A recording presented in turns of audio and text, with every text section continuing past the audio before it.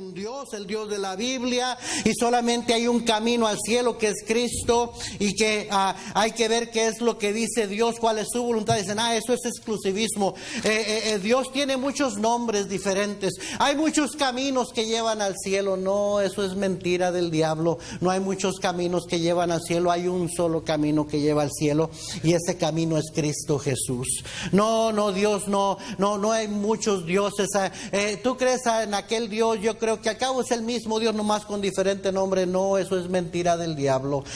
Cada quien cree a su manera. No, hay una sola manera de creer, la manera que dice Dios en su palabra. Ahora, algunos dicen que eso es exclusivismo, pero no es cierto. Otros dicen, no, es que Pedro predicó allá en Hechos 4:12 y en ningún otro hay salvación, porque no hay otro nombre bajo el cielo dado a los hombres en que podamos ser salvos. Ya ves, eso es exclusivismo, sí. ¿Y qué con lo que dice Juan 3:16? Porque de tal manera amó Dios al mundo entero, no a una nacionalidad, no a una raza en específico, a todo el mundo amó Dios, que ha dado a su Hijo unigénito para que todo aquel que en él cree no se pierda, mas tenga vida eterna. Dios envió a su Hijo a salvar, a buscar y a salvar lo que se había perdido, a buscar al pecador, quien fuera, quien sea, y le ofrece salvación. Y en nuestro pasaje Jesús mismo hace la invitación y dice, venid a mí todos los que estéis trabajados y cargados, y yo os haré descansar. No hay ningún requisito, aparte de creer, por supuesto, y recibir a Cristo. No hay ningún requisito para recibir el perdón y la vida eterna. No lo hay. Hay un himno que cantamos, dice, salvo y feliz por Jesús yo soy, y por mi senda cantando voy. Si soy feliz, pues seguro estoy que Jesús me incluye a mí. Jesús me incluye a mí, Jesús me incluye a mí, en su tierno llamamiento, Él me incluye a mí. Jesús me incluye a mí, oh sí me incluye a mí, en su tierno llamamiento, Él me incluye a mí. Me gusta la cuarta estrofa. Alma infeliz, ven y encontrarás dicha indecible y consuelo y paz. Ven sin tardar y saber podrás que Jesús te incluye a ti. Amén. Jesús me incluye a mí. Está precioso ese himno. Y es una gran verdad. Dios es un Dios inclusivo. La salvación es inclusiva. Cristo invita a todos. Y dije, no hay requisitos para ser salvo, aparte de creer y recibir a Cristo. Oiga bien, pero sí hay condiciones. ¿Condiciones para qué? ¿Para ser salvo? No para ser salvo. Condiciones para poder acercarte a Él, para poder venir a Él. Él dice, venid a mí. Hay condiciones para venir a Él, para querer ser salvo, para estar dispuesto a pedirle a Cristo que te salve. Sí hay condiciones. ¿Quieres saber cuáles son? Primera condición, necesita aceptar la invitación de Cristo. Amén. Necesita aceptar su invitación. Él dice, venid a mí. Él te está invitando. Me gusta lo que dice 2 Corintios 5, 19 y 20. Me deja perplejo esto, ¿verdad? Dice que Dios estaba en Cristo reconciliando consigo al mundo, no tomándoles en cuenta a los hombres sus pecados, y nos encargó a nosotros la palabra de la reconciliación. Así que somos embajadores en nombre de Cristo, como si Dios rogase por medio de nosotros. Os rogamos en nombre de Cristo, reconciliaos con Dios. Digo yo, la gente perdida, la gente sin Cristo debería estar tumbando la puerta de las iglesias para buscar al Señor el perdón de Dios, pero tenemos que ser nosotros los que andamos hasta casi rogándole a la gente que vengan. ¿Sí o no? Y la Biblia lo dice como si Dios rogase por medio de nosotros. Es el Señor que anda buscando al pecador. El pecador no anda buscando a Cristo. Pero para que alguien pueda recibir el perdón necesita aceptar la invitación de Cristo. Cristo dice, venid a mí, está invitando, está convidando. Amén, hermanos. En Apocalipsis 3:20 dice el Señor, he aquí yo estoy a la puerta y llamo. Si alguno oye mi voz y abre la puerta, entraré a él. Y no está refiriéndose a una puerta como esa, está refiriéndose al corazón. Pero Él dice, yo estoy llamando a tu puerta. El Señor no va a forzar a nadie a creer en Él, a ser salvo. Él no va a entrar a la fuerza en la vida de nadie. Él dice, si alguien oye mi voz y abre la puerta, entonces yo entro. Amén, hermanos. Entonces, primera condición, necesitas aceptar la invitación. Segunda condición, necesitas ir al Señor. Necesitas acercarte a Él. Santiago 4:8 dice, acercaos a Dios, míreme aquí, y Él se acercará a vosotros. Acercaos a Dios y Él se acercará a vosotros. Amén. Es algo bien sencillo de comprender. Dios no se mueve nunca. Dios no cambia. Dios está siempre sentado en su trono de gloria. Él no cambia, Él no se mueve a ningún lugar. Cuando alguien dice, ay, ¿por qué está Dios tan lejos de mí? ¿Por qué me siento tan lejos de Dios? ¿Ah? Voy a usar un ejemplo aquí. Luis, come on up. Nunca pensaste que te iba a usar como ilustración, ¿verdad? Vamos a decir que Luis es Dios. Ven, párate aquí. Es un mal ejemplo de Dios, pero bueno, ¿verdad? Nomás para la ilustración. Vamos a decir que Él es Dios. Él está aquí viendo para acá. Yo soy el pecador. Y muchos dicen, ay, me siento tan lejos de Dios. Estoy tan lejos de Dios. ¿Por qué está Dios tan lejos de mí? Dios no se ha movido. Así es. Dios no se mueve. Él está en el mismo lugar siempre. Si yo estoy lejos de Dios es porque yo me he alejado de Dios. Y dice la Biblia, Santiago 4:8, dice, acercaos a Dios y mira lo que sucede. Acércate a Dios, pecador, acercaos a Dios y te vas a dar cuenta de algo. Ah, mira, Dios se acercó a mí. Pero no es porque Él se haya movido, es porque tú te acercaste a Él y el resultado es que Él está cerca de ti.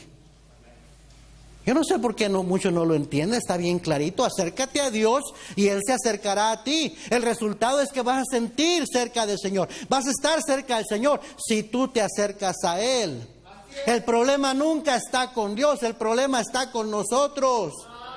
Nosotros somos los que estamos viviendo lejos de Él. Gracias, Luis. Thank you. Good job. Amén. Tienes que acercarte a Él. Así es. Tercera condición, tienes que estar cansado. El Señor dijo, venid a mí todos los que estáis trabajados. Esa palabra trabajado, en la palabra griega original, es la palabra kopiao. Y esa palabra significa, en la definición es cansado, exhausto, fatigado. Lo que está diciendo, ven a mí, si ya estás cansado, si te sientes fatigado. ¿Cansado de qué? Alguien preguntará. Cansado de vivir una vida sin Dios. Así es. Sin la ayuda de Dios, sin la presencia de Dios en tu vida. Mira Efesios, mire conmigo Efesios, por favor. Capítulo 2. Efesios capítulo 2.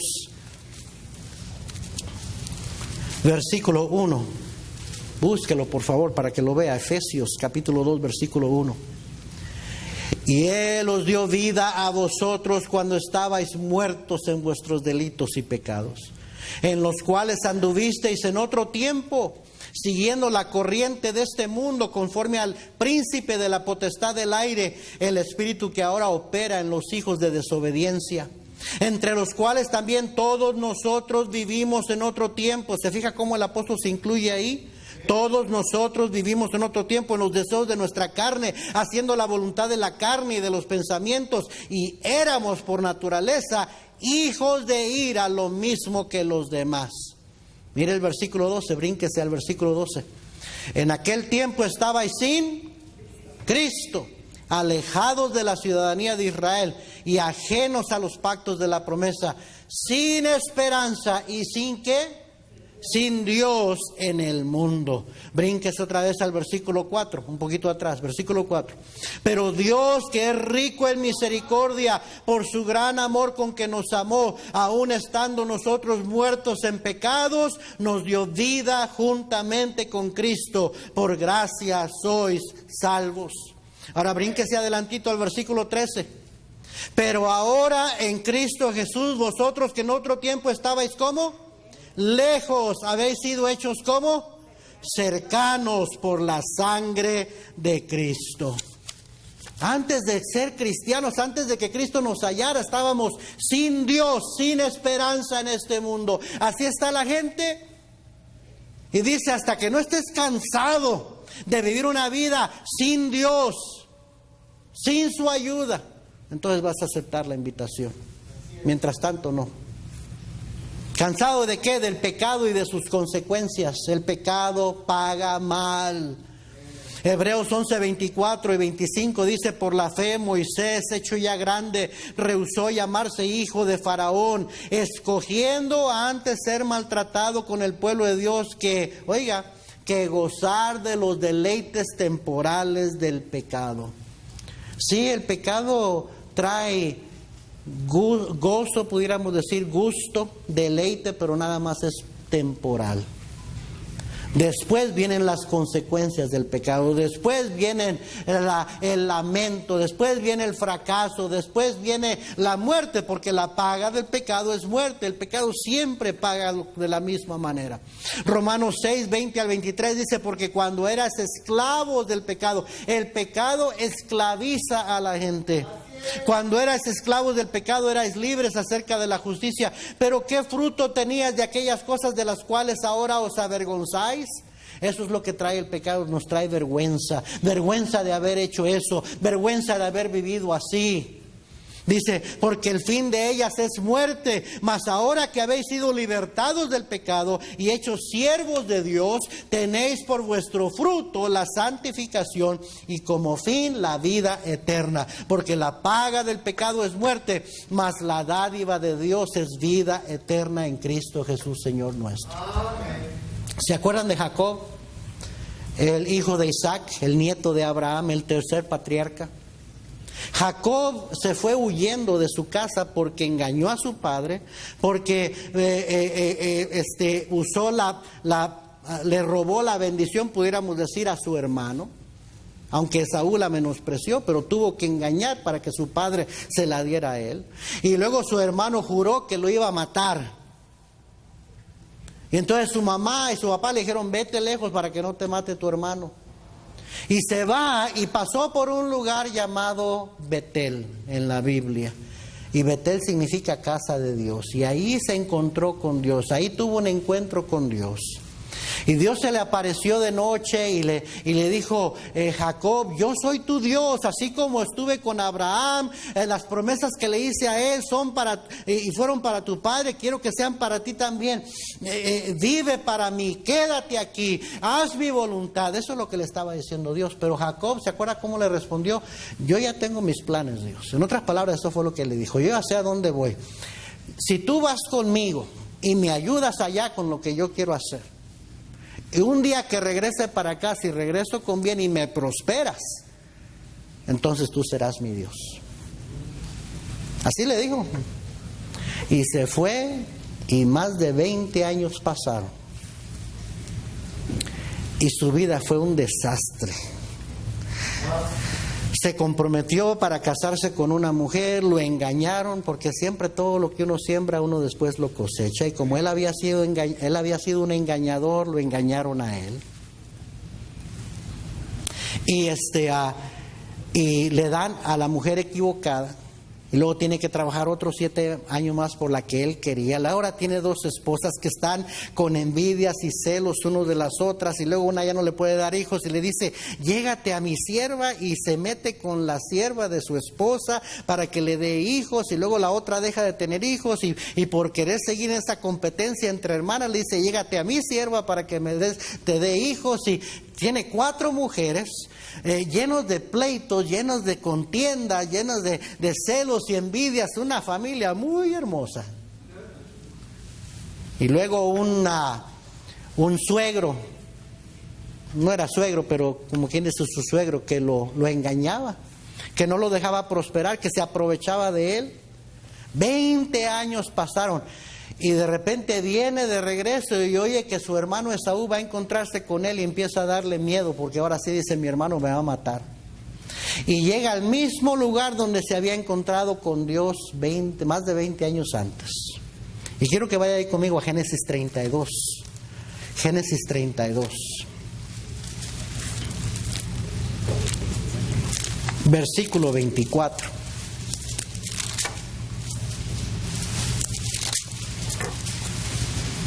Y está en el desierto, en ese lugar, era de noche. Y dice la Biblia en el versículo 24: así se quedó Jacob solo, y luchó con él un varón hasta que rayaba el alba. Y cuando el varón vio que no podía con él, tocó en el sitio del encaje de su muslo y se descoyuntó el muslo de Jacob mientras con él luchaba. Y dijo: déjame. El ángel de Jehová le dijo: déjame, porque raya el alba. Y Jacob le respondió: no te dejaré, sino que no me bendices. La lucha era esta: Jacob no quería soltar al ángel de Jehová. Lo tenía bien agarrado y se lo quería soltar y no lo dejaba. Y le dice: déjame, ya va a amanecer, ya está amaneciendo. Toda la noche había luchado. ¿Sabe por qué? Porque estaba cansado de vivir una vida sin la bendición de Dios. Dame la bendición, bendíceme, no te voy a soltar hasta que no me bendigas. Y el varón le dijo: no se irá más tu nombre Jacob, sino Israel, porque has luchado con Dios y con los hombres y has vencido. Me gusta eso, y has vencido. A veces recibo llamadas telefónicas o alguien me mira después del servicio y ya están cansados, están listos para tirar la toalla en su matrimonio o en algo que está pasando, una situación, y ya no aguantan y ya mejor voy a dejar de venir a la iglesia y ya me cansé. Y les digo, su vida está como está por tantos errores que ha cometido. Está cosechando lo que sembró. Pero todo ese tiempo que usted antes de ser cristiano, usted estaba solito, luchando en la vida sin Dios. Ahora por lo menos estás luchando, pero con Dios.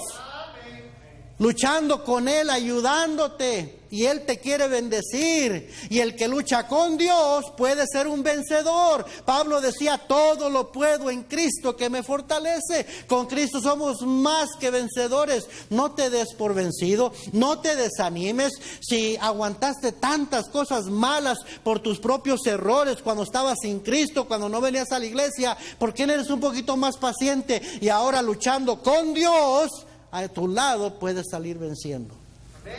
Yo me sorprendo cómo cristianos aguantan tantas cosas antes de ser cristianos. Matrimonios aguantan hasta abuso físico, adicciones y maltratos y infidelidades y tantas cosas, y llegan a ti todos arrastrados a los caminos del Señor. El Señor perdona, el Señor salva, da otra oportunidad, y apenas tienen 1 año, año y medio, 2 en la iglesia y ya se cansaron, ya quieren tirar la toalla. Y le digo: pues aguantaste 15, 20 años sin Cristo, ¿no puedes aguantar un poco más ahora con Cristo a tu lado ayudándote? Amén. Pero el diablo siempre es bueno para tratar de hacernos ver nada más lo negativo, nada más lo malo, y quitar nuestra mirada del Señor y ver que somos más que vencedores con Él, que estamos mejor que antes, porque antes estábamos sin Dios y sin esperanza. Pero ahora con Cristo sí hay esperanza. Amén. Pero lo que quiero enfatizar aquí es que Jacob estaba cansado de 20 años, más de 20 años de puras malas decisiones, de vivir haciendo lo que le daba la gana con su propia sabiduría, y está cansado y ahora no quiere soltar al ángel del Señor. Dice: no me te dejaré hasta que no me bendigas, bendíceme, bendíceme. Y eso es lo que Cristo está diciendo: venid a mí todos los que estáis cansados.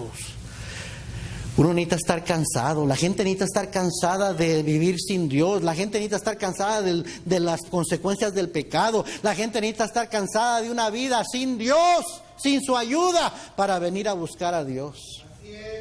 Amén, hermanos. Alguien dijo: el pecado corrompe, el pecado paga mal, el pecado contamina y el pecado se acumula. El pecado es cumulativo, se vuelve una carga pesada. ¿Tienes esa foto ahí? Esa cosa está apagándose y prendiéndose. ¿Tienes la foto o no tienes la foto? ¿Viene la foto o no viene la foto? Ahí está. Se vuelve una carga pesada. Una carga pesada. Y aquí viene la cuarta condición: tienes que estar dispuesto a dejarle tu carga de pecado a Cristo. Amén. La siguiente foto. Cristo dice: yo quiero cargar con esa carga que tienes de pecado, dámela a mí. Él la lleva. Él estuvo dispuesto a pagar por ella en la cruz del Calvario. Y hasta que una persona no está listo para darle su carga de pecado a Cristo, no va a venir a Cristo. ¿Sí me está siguiendo, hermano? Pero el pecado se vuelve una carga bien pesada. Porque se va acumulando y acumulando y acumulando y va a llevar, te va a tener frustrado, cansado, fatigado, fastidiado de la vida un día, hasta que estés dispuesto a dejársela al Señor. Jesús dice: venid a mí todos los que estáis trabajados y cargados, y yo os haré descansar. Jesús es nuestro reposo eterno. Amén. El judío observaba, y tristemente sigue observando, el día de reposo, el día séptimo, el día sábado, cuando Cristo es ese reposo. Jesús mismo dijo en Lucas capítulo 6: el Hijo del Hombre es Señor aún del día de reposo. En Colosenses capítulo 2, versículo 11 al 17, usted después lo puede leer. Dice Cristo: los que hemos recibido el perdón de Cristo, los que tenemos a Cristo, dice: ya no dejes que nadie te ande juzgando con esto de comidas y bebidas y días de fiesta o días de reposo. Todo eso era una sombra de Cristo. Cristo es el reposo eterno. Amén. En Hebreos 4, 2 al 11 dice mucho, pero voy a leer esta parte: porque también a nosotros se nos ha anunciado la buena nueva como a ellos, pero no les aprovechó el oír la palabra por no ir acompañada de fe en los que la oyeron. Pero los que hemos creído entramos en el reposo.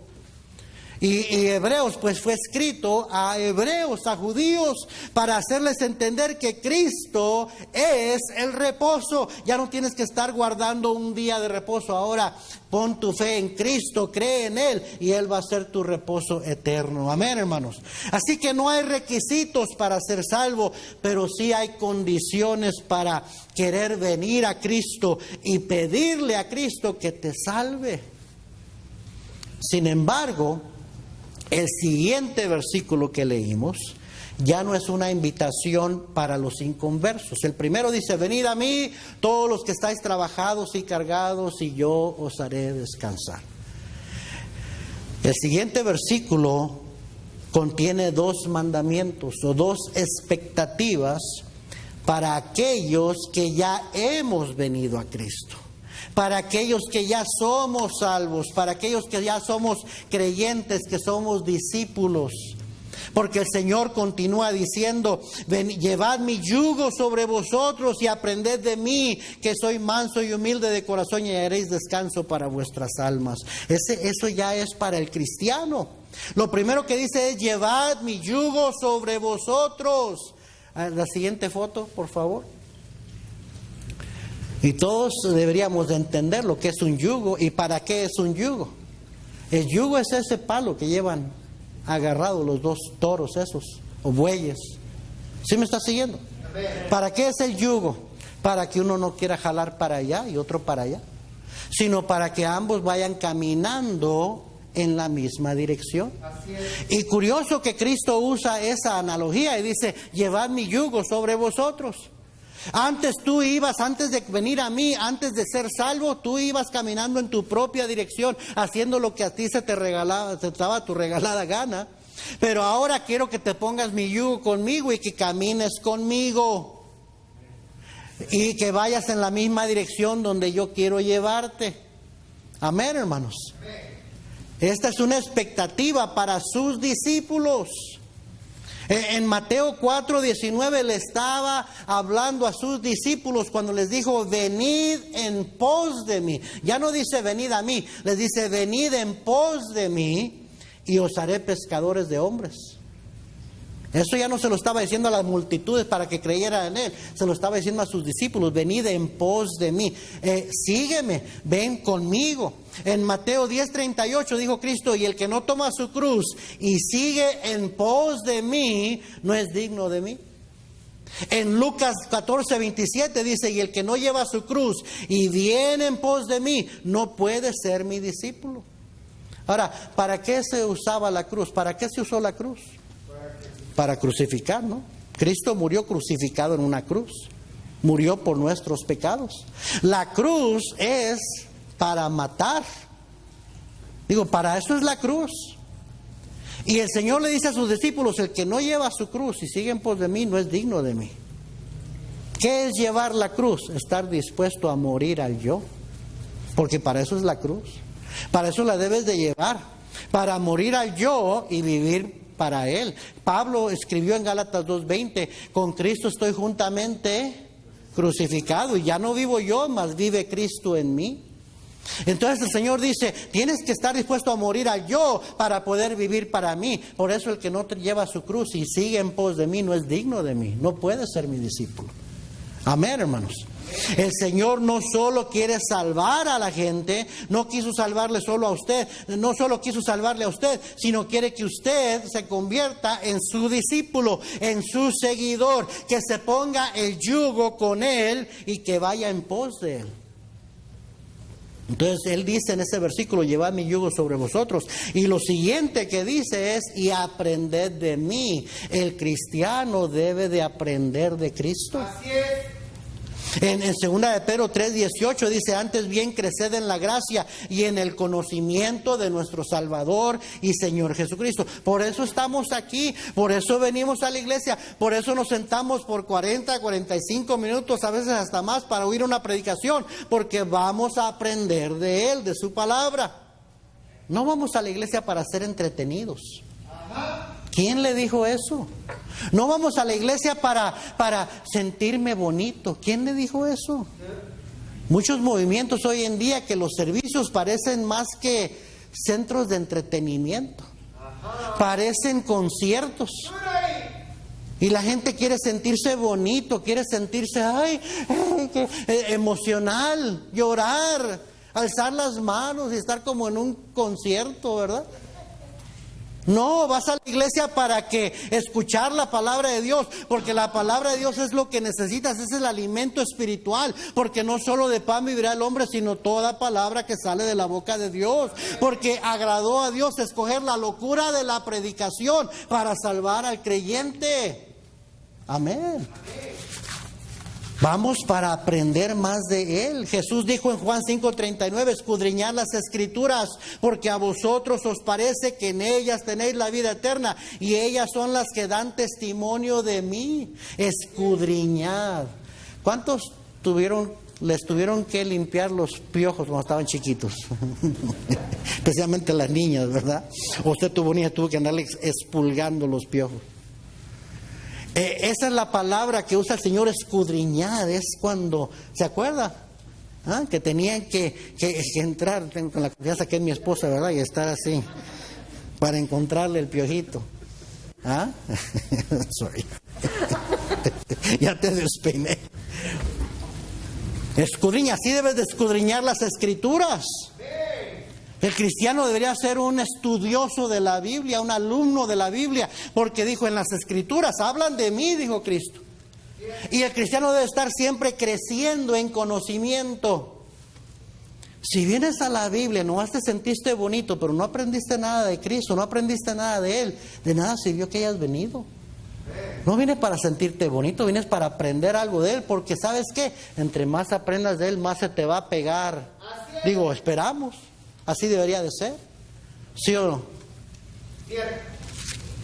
No nada más aprender cada día más de Cristo, quién es Él, sino que debemos de aprender de su ejemplo para ser más como Él. En 1 de Pedro 2:21 dice, pues para esto fuisteis llamados, porque también Cristo padeció por nosotros, dejándonos ejemplo para que sigáis sus pisadas. Amén.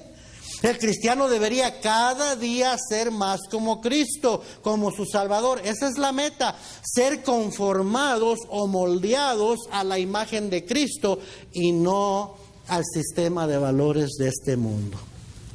Amén.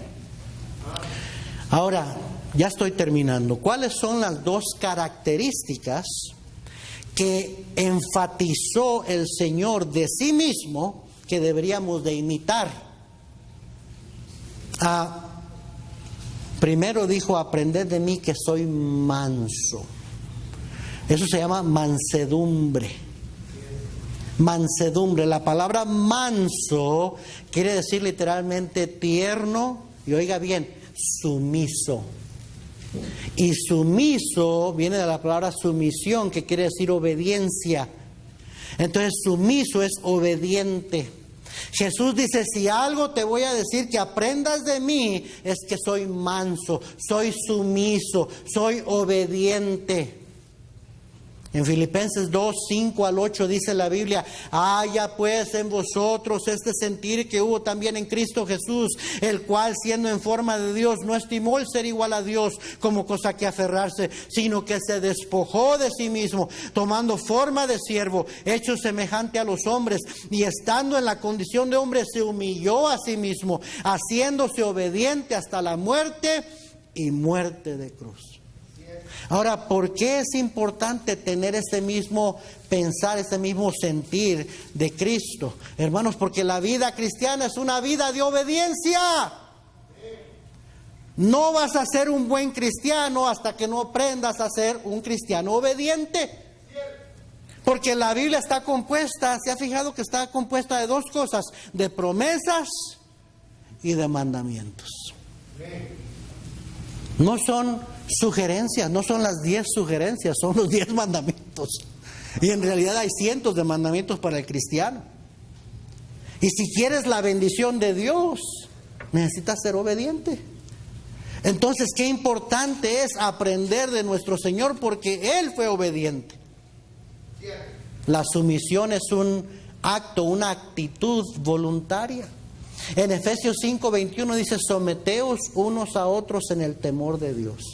Y luego los siguientes versículos empieza el Señor a decir a los esposos cómo deben de amar a sus esposas, así como Cristo amó a la iglesia y se entregó por ella. Y luego le enseña a las esposas cómo ser sumisas, sujetarse a su esposo. Y luego enseña a los hijos cómo honrar a sus padres y ser obedientes a sus padres. Y luego le enseña a los padres cómo deben de criar a sus hijos. Y luego enseña hasta a los empleados, a los siervos, cómo deben de obedecer a sus patrones, a sus amos terrenales. Y luego enseña a los patrones cómo deben de tratar a sus siervos, a sus empleados. La Biblia así, no nada más se trata de cómo nos portamos aquí, afuera en el hogar, en el matrimonio, en el trabajo, con tu familia, en todo. El cristiano es una persona que obedece y se porta diferente y vive diferente y trata diferente a otros porque Dios le manda. Entonces necesitas una actitud de sumisión, necesitas ser obediente. Primera de Pedro 5:5 dice, igualmente jóvenes, están sujetos a los ancianos y todos sumisos unos a otros. ¿Qué es lo contrario a sumiso? Rebelde. No te va a ir muy bien con ser rebelde a la voluntad de Dios. Entonces, ¿quieres que te vaya bien? ¿Quieres que Dios te bendiga? Necesitas aprender sumisión, necesitas aprender obediencia. Por eso el Señor dice, aprended de mí que soy manso, soy sumiso, soy obediente. Aprende eso y verás cómo Dios te va a bendecir. Y luego dijo el Señor, aprended de mí que soy manso, y dice, y humilde de corazón. La segunda característica es la humildad. Amén. La humildad es una condición interna del corazón. Y oiga bien, entendemos por lo que dice la Biblia, que si hay alguien que conoce el corazón es Dios. Dios mira el corazón. Nosotros no podemos ver. Hay gente orgullosa que uno no sabe que son orgullosos. Porque el orgullo, la humildad es una actitud de corazón. Pero Dios sí mira el corazón. Y Dios dice en su palabra en Proverbios 21:4, altivez de ojos, eso es orgullo, altivez de ojos y orgullo de corazón y pensamientos de impíos son pecado. El orgullo es pecado. Vivimos en una sociedad que habla del orgullo como algo bueno. I'm proud to be Mexican. I'm proud to be an American. Orgullo de tu escuela, orgullo de tu nación, orgullo de tu bandera, orgullo de tu trabajo, orgullo. Be proud of yourself, be proud of your work. Y hablan tanto del orgullo como que es algo bueno. Dios dice que Él resiste a los soberbios. Dios no ve el orgullo como algo bueno.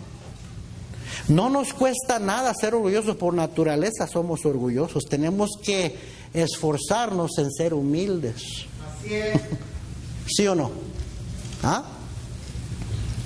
Proverbios 6, 16 y 17 dice: 6 cosas aborrece Jehová. Y da una lista. Dice: y aún 7 abomina su alma. Y la primera en la lista es los ojos altivos. Si hay algo que abomina Dios, es el orgullo. Proverbios 16, 18 dice: antes del quebrantamiento es la soberbia, y antes de la caída la altivez de espíritu. Mejor es humillar el espíritu con los humildes que repartir despojos con los soberbios. Santiago 4:6 dice: pero Él da mayor gracia. Por esto dice: Dios resiste a los soberbios y da gracia a los humildes. ¿Por qué el Señor dijo: aprended de mí que soy manso y humilde de corazón? Quiero que vea un pasaje, Efesios 4. Ya estoy acabando. Efesios 4. Efesios capítulo 4, versículo 1. Efesios 4:1. ¿Ya lo encontró? Yo pues, preso en el Señor, os ruego que andéis como es digno de la vocación con que fuisteis llamados. Con toda, ¿qué dice? Humildad y mansedumbre. Mire, ahí están las dos. Soportándoos con paciencia los unos a los otros en amor. Solícitos en guardar, ¿qué dice? La unidad del Espíritu en el vínculo de la paz. ¿Sabe por qué el Señor dijo: aprended de mí que soy manso y humilde? Son las dos cosas más necesarias para tener una iglesia unida, para tener un matrimonio unido, para tener una familia unida. Vas a necesitar mansedumbre y humildad. Amén. Amén. Literalmente, hermanos, de todas las características que posee nuestro Señor Jesucristo, su sabiduría. Jesucristo es sabiduría, Él es todo sabio, pero no dijo: aprended de mí que soy sabio. Jesucristo es amor, Dios es amor, pero no dijo: aprended de mí que soy amor. Jesucristo es paciente, Dios es paciente a no dar más. Qué bueno que es paciente, pero no dijo: aprended de mí que soy paciente. Su benignidad, su disposición a sufrir, su denuedo, su celo, pero no dijo: aprended de mí que soy celoso por la obra de Dios. Su determinación, pero no dijo: aprende de mi determinación. Las dos cualidades, las dos características que quiso que imitáramos de Él, que aprendiéramos de Él, son mansedumbre y humildad. Qué importantes son estas cualidades. Qué raras, qué escasas son, especialmente hoy en los tiempos en que vivimos. Cualidades muy escasas, muy raras de ver en la gente.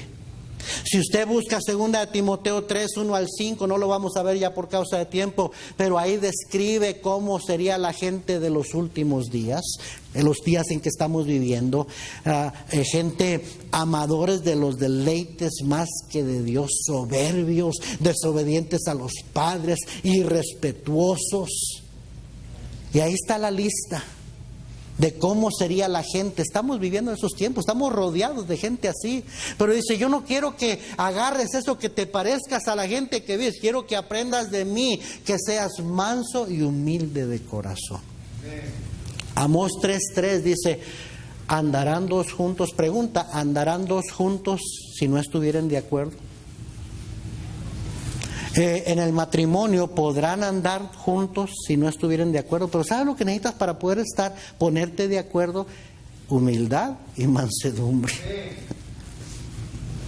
¿Se acuerdan que Jesucristo dijo allá en Mateo 16, si dos se pusieren de acuerdo sobre cualquier cosa que pidieres, os será hecho por mi Padre? Si dos se pusieren de acuerdo, ¿qué no pudiera hacer Dios? Con una familia, con una pareja que están de acuerdo, que oran en acuerdo, en una iglesia donde estamos de acuerdo. Pero para eso necesitas ser manso y humilde de corazón. Así es. Amén. Salmo 133 dice que qué hermoso es, qué bello es que los hermanos habiten juntos en armonía. Dice, porque allí envía Dios bendición, da vida eterna y envía bendición. ¿Sí o no? Amén. Pero para tener una iglesia donde los hermanos están juntos en armonía, se necesita mansedumbre y humildad. Así es. Por eso el Señor dijo, aprende de mí. Hermano, hermana, déjeme terminar con esto. ¿Batalla usted con su orgullo? ¿Batalla usted con este asunto de ser sumiso, sumisa, obediente? Si nos ponemos a analizar y a ser sinceros, esa es la raíz de los problemas matrimoniales, esa es la raíz de los problemas en la iglesia, esa es la raíz de que no podemos estar de acuerdo, de que estamos con contiendas, con celos, con envidias, con chismes, con la falta de mansedumbre y humildad. Amén. Amén. La razón que batallamos tanto para tener estas dos cualidades, estas dos características del Señor es por dos razones. Primeramente porque andamos más en la carne que en el Espíritu. Así es. Lea después usted Gálatas 5:16 hasta el capítulo 6, versículo 3. No, vamos a leerlo de una vez porque si no, no lo van a agarrar. Gálatas 5.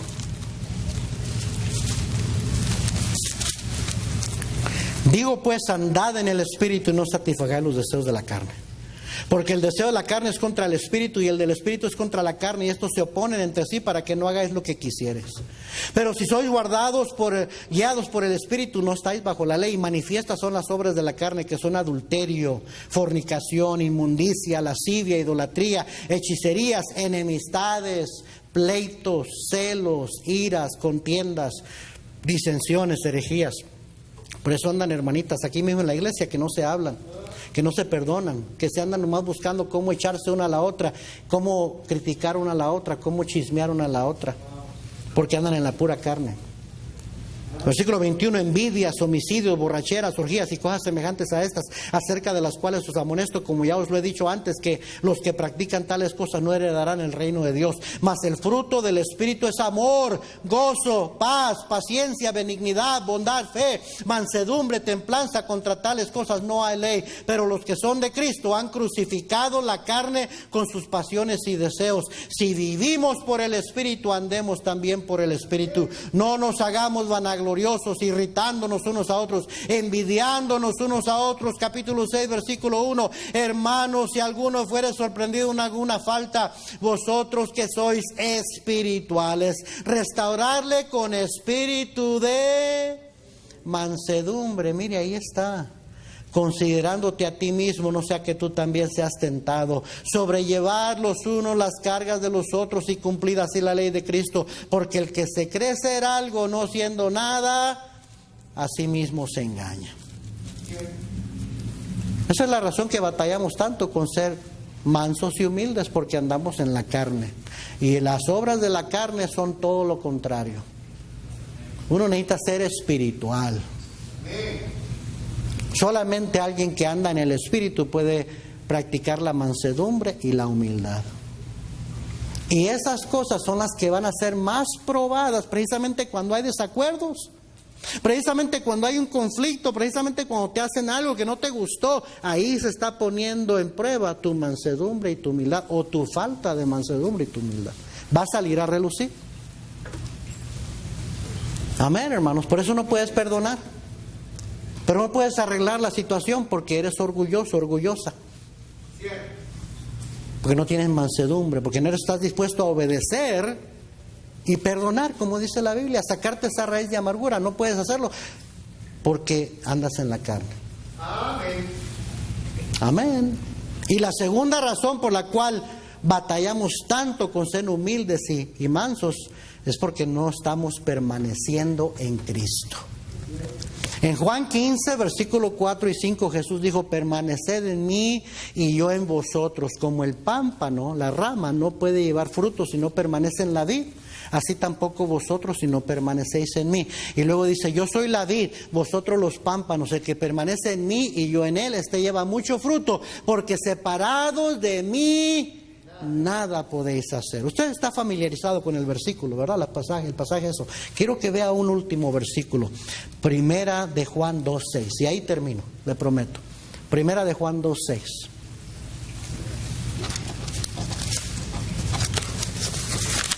Gracias por su atención. Me pasé como 15 minutos. Primera de Juan 2:6. Léalo conmigo. ¿Ya lo encontró? Léalo en voz alta conmigo. ¿Listos? El que dice que permanece en él debe andar como él anduvo. Ay. Dice: se te va a notar si realmente estás caminando con Cristo, si realmente estás agarrado del Señor. Se te va a notar, ¿sabes cómo? En que vas a andar como Él anduvo. Por eso Jesús dijo: llevad mi yugo sobre vosotros y aprended de mí, que soy manso y humilde de corazón, y hallaréis descanso para vuestras almas. ¿Qué paz hay en un hogar donde se practica la humildad y la mansedumbre? Así es. El paz reina sobre un matrimonio, sobre una iglesia donde hay humildad y mansedumbre. Pero cuando no hay humildad y mansedumbre, no reina la paz, reina todo lo contrario. La intranquilidad, los lamentos, los reproches, los conflictos, las envidias, las contiendas.